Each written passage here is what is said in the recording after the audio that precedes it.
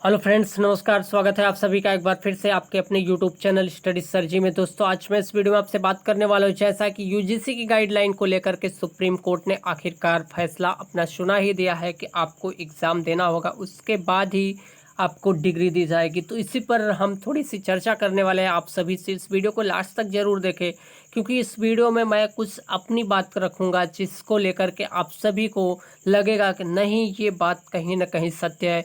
आखिरकार supreme court से guys, पहला पॉइंट अगर मैं रखूं तो आखिरकार सुप्रीम कोर्ट इतना डिले क्यों किया? अगर उसको यही डिक्लेरेशन देना था कि परीक्षा ही कराई जानी है आपको फाइनल ईयर की, और आपको बगैर एग्ज़ाम दिए बगैर डिग्री हम नहीं देंगे, तो ये बातें 10 अगस्त को भी कही जा सकती थी। लेकिन आज आखिर क्यों ये बातें कही गई? और जैसा कि आप सभी को बता दें कि सुप्रीम कोर्ट पर छात्रों की नज़र थी। नीट के भी छात्रों ने काफ़ी अपनी याचिकाएं दायर की। नीट की परीक्षाएं तो हालांकि स्थगित कर दी गई थी, नीट और जेईई मेंस की। उसके पहले यूजीसी की गाइडलाइन को लेकर के, जी गाइस, यूजीसी की गाइडलाइन को लेकर के कहीं ना कहीं ये मसला चल रहा था। आपको बता दें, यहाँ पर एक तीर से दो निशाना किया जा रहा है। यूजीसी के छात्र, जी गाइस, यूजीसी के छात्र इस समय कोविड-19 की सिचुएशन में नीट और यूजीसी, यहाँ पर नीट और जेईई के छात्र पूरी तरीके से परेशान हैं एग्ज़ाम को लेकर के। इसी बीच यूजीसी की गाइडलाइन को लेकर के धीरे से चुप्पे से 3 दिन के जो फैसले को सुरक्षित रखने के बाद आसानी से एक सिंपल शब्दों में आज सुप्रीम कोर्ट ने अपना फैसला सुना दिया, ताकि यूजीसी का जो मसला है, जहाँ पर काफ़ी छात्र हैं, 25 लाख की अगर मैं बात करूं, अगर यहाँ पर नीट की एंट्रेंस की बात है, एक दिन में एंट्रेंस उनका होगा।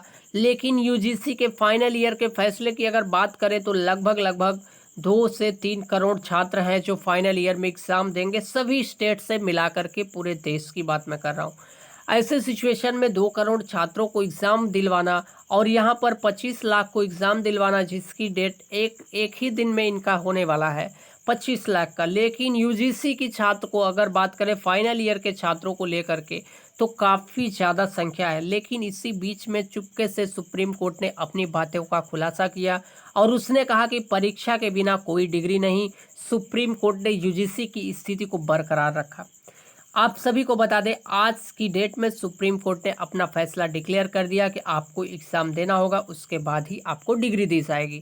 तो थोड़ी सी हम चर्चा सुप्रीम कोर्ट की बातों पर करते हैं, उसके बाद हम अपनी बात को फिर से रखेंगे। सुप्रीम कोर्ट ने शुक्रवार को विश्वविद्यालय अनुदान आयोग यूजीसी की स्थिति को बरकरार रखा कि शिक्षा मंत्रालय के अधिकारियों ने कहा कि परीक्षा के बिना कोई डिग्री नहीं होगी।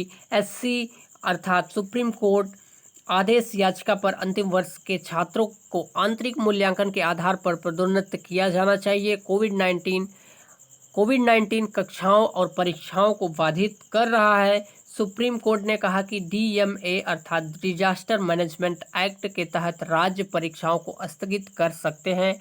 ऐसा हालांकि है उनके पास प्रावधान, लेकिन उनके लिए कुछ अपनी अलग से प्रावधान डिक्लेयर करें, उसके बाद उनका भी एग्ज़ाम कराया जाए। हालांकि इसी बात को लेकर के दिल्ली और महाराष्ट्र की सरकारों ने एग्ज़ाम को रद्द किया था। डिजास्टर मैनेजमेंट एक्ट के थ्रू ही, डीएमए के थ्रू ही उन्होंने अपने यहाँ एग्ज़ाम रद्द किया था।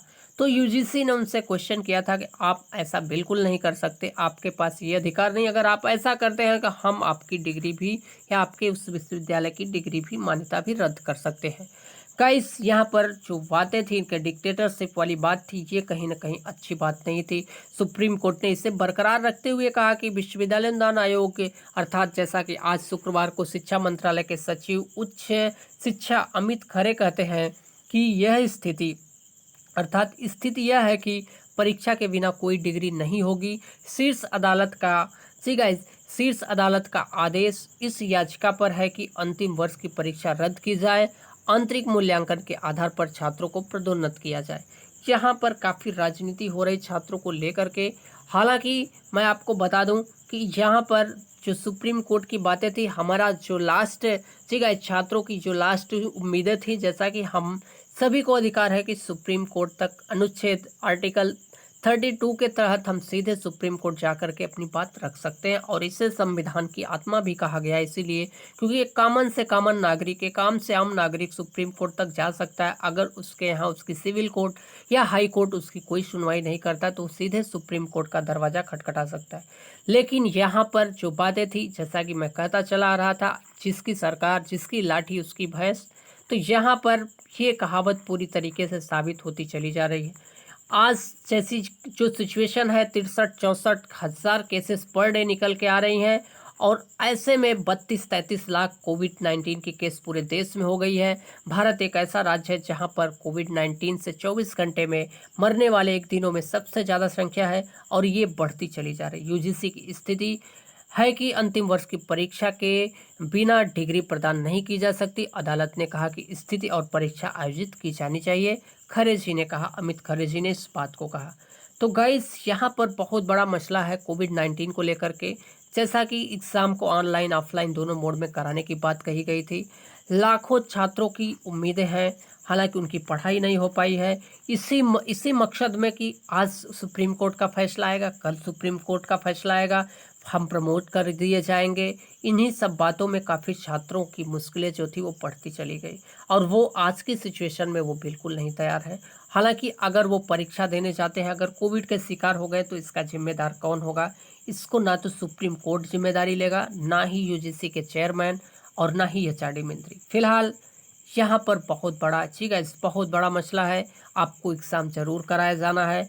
ऐसी सिचुएशन में जितने भी छात्र हैं वो डरे डरे से हुए हैं, और सबके दिलो दिमाग में एक ही बात है, परीक्षा से ज़्यादा अगर भय है किसी का तो वो है कोविड-19 का।